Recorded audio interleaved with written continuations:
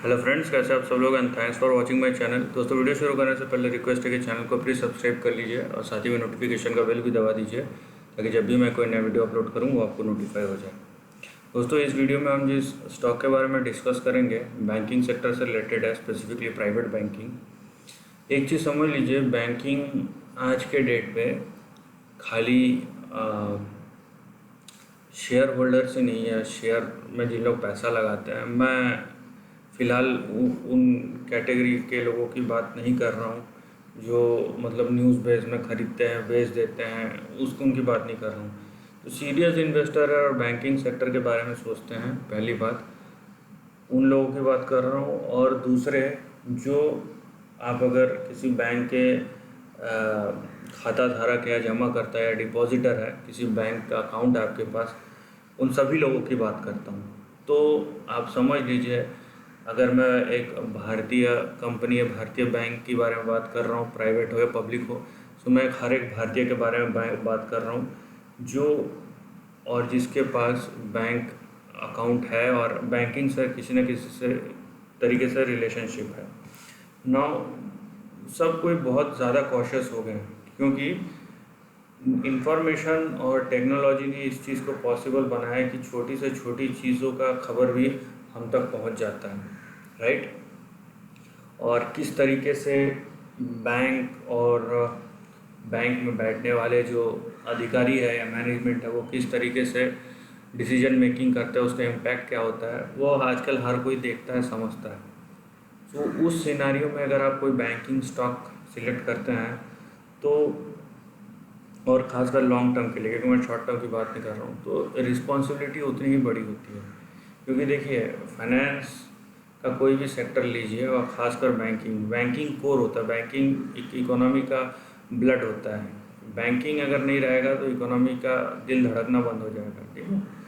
Number 2, bank अपने business को, पैसे को, उनके डिपॉजिटर के पैसे को और उनके शेयर होल्डर के पैसे को किस तरीके से मैनेज करता है और किस तरीके से रोटेट करता है और कितने कंजर्वेटिव अप्रोच के साथ प्रोटेक्ट करता है, ये बहुत बड़ा आज के डेट पे सवाल है। सो ये चार्ट को मैं इसी बैकड्रॉप के सेंस में आपको एक्सप्लेन करने की कोशिश करूंगा। अदरवाइज़ तो सपोर्ट एंड रेजिस्टेंस ही है, डायरेक्ट में बता सकता था, लेकिन बात ये कि आप चीज़ों को समझें। सो इस वीडियो में हम जिस बैंक के बारे में डिस्कस कर रहे हैं, जिसके स्टॉक के बारे में, वो है बंधन बैंक, ठीक है। ये बंधन बैंक का स्टॉक है।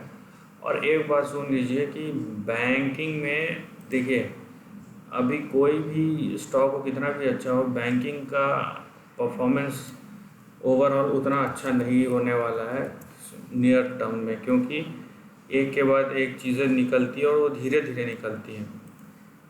ऐसा नहीं कि शेयर प्राइस ऊपर चले गए तो सब कुछ ठीक हो गया। इकोनॉमी की हालत अभी बद से बदतर होती जा रही है। तो किस टाइप के पॉलिसीज़ हैं, बैंक भी अपना रिस्क बढ़ाना नहीं चाहेगा, क्योंकि उनको भी पता है कि पैसे दे दिए तो कल के डेट पे वापस लाने में बहुत प्रॉब्लम है। तो उस सेंस में बैंक भी ऐसा कोई कर्तव्यबाजी नहीं दिखाएगा जिसकी वजह से उनका पोर्टफोलियो रिस्क में आ जाए।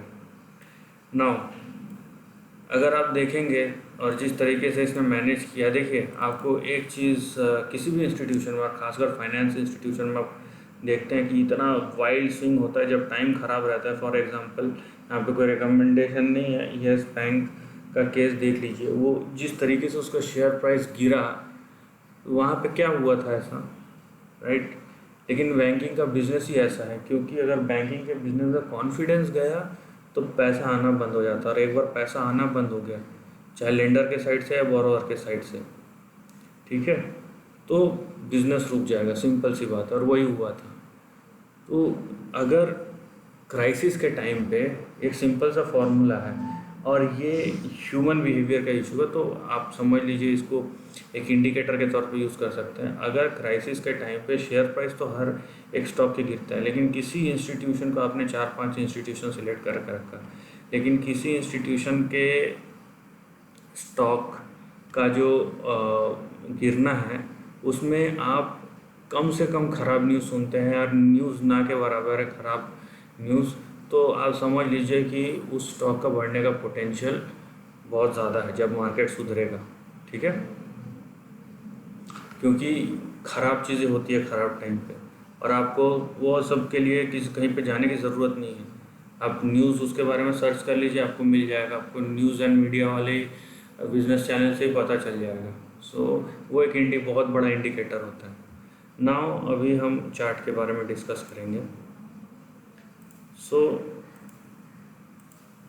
यहाँ पे देखिए आप, ये अभी जो रेजिस्टेंस है वहीं से करेक्ट होना शुरू हुआ है, ये अराउंड 370, और आप देखिए प्राइस 370 से तक गया है और वहाँ से करेक्ट होना शुरू हुआ है।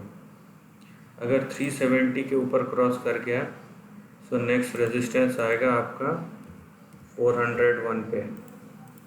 ठीक है, मैं एक एक करके पहले रेजिस्टेंस बता देता हूँ ऊपर की तरफ। उसके बाद आप देखिए नेक्स्ट टारगेट या रेजिस्टेंस आएगा 440, उसके बाद 573,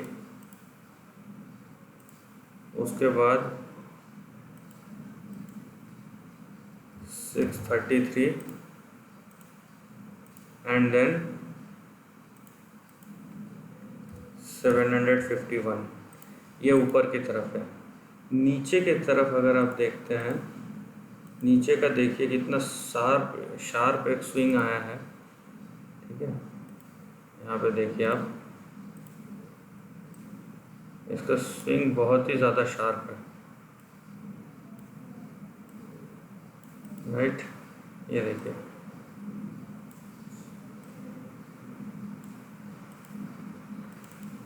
सो इस तरीके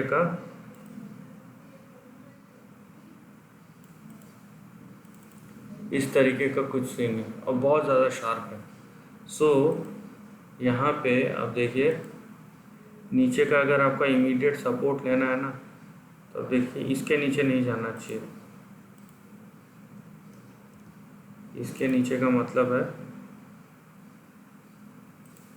290 के नीचे, 290 के नीचे ये प्राइस नहीं जाना चाहिए, नहीं तो फिर से करेक्शन जोन में चले जाएगा।